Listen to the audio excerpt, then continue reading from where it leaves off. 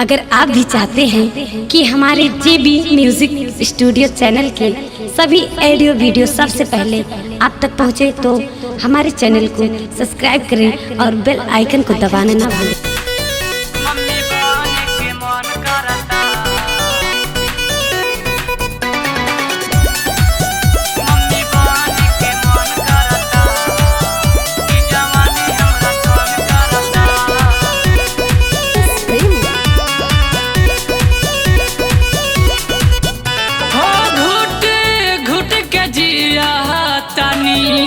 रोई के चिल्ला के घुट घुट के जिया तानी, रोई के चिल्ला के मम्मी बहन के मन करता, ई जवानी हमरा तंग करता।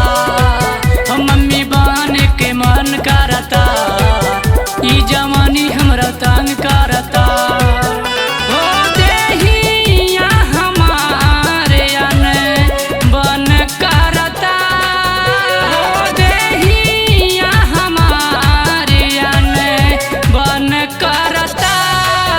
मम्मी बहन के मन करता, ई जवानी हमरा तंग करता। मम्मी बहन के मन करता, ई जवानी हमरा तंग करता। के मन करता, मम्मी बहन के मन करता, ई जवानी हमरा तंग करता। Recording by JB music studio Sant Kabir नगर। ओ वैला न घरे देहिया जहरे, दुखवा कैसे बताई हाँ। लगे न लाज तोरा हमरा के छोड़ी के, बड़ा तू बहरा में बासल बना, बड़ा तू बहरा में बासल बना। वैला न घरे देहिया मोर जहरे, दुखवा के कैसे बताई हाँ। लगे न लाज तोरा हमरा के छोड़ी के, बड़ा तू बहरा में बासल बला।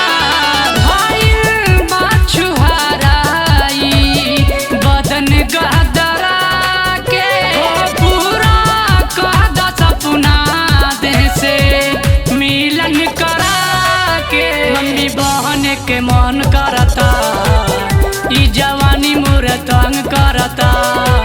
ओ मम्मी बहन के मन करता, ई जवानी हमरा तंग करता। के मन करता, मम्मी बहन के मन करता, ई जवानी हमरा तंग करता। मम्मी बहन के मन करता। Recording by JB music studio Sant Kabir नगर। रोवता से जहो हो गईल ये जहो, आके छोटू होने होने छुआ।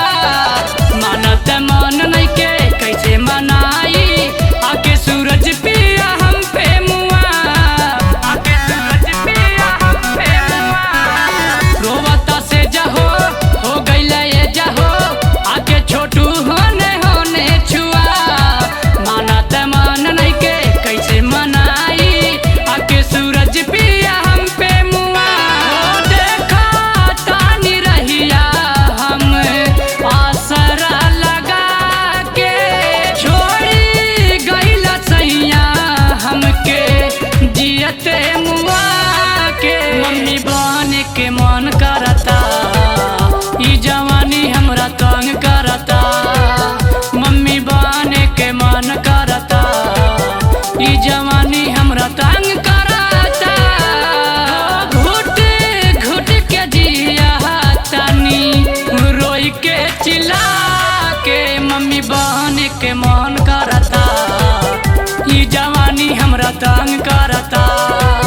मम्मी बहन के मन करता, ई जवानी हमरा तंग करता।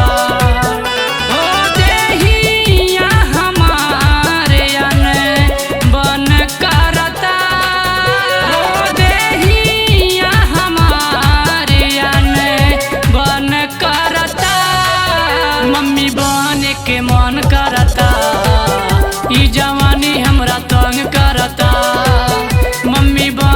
के मान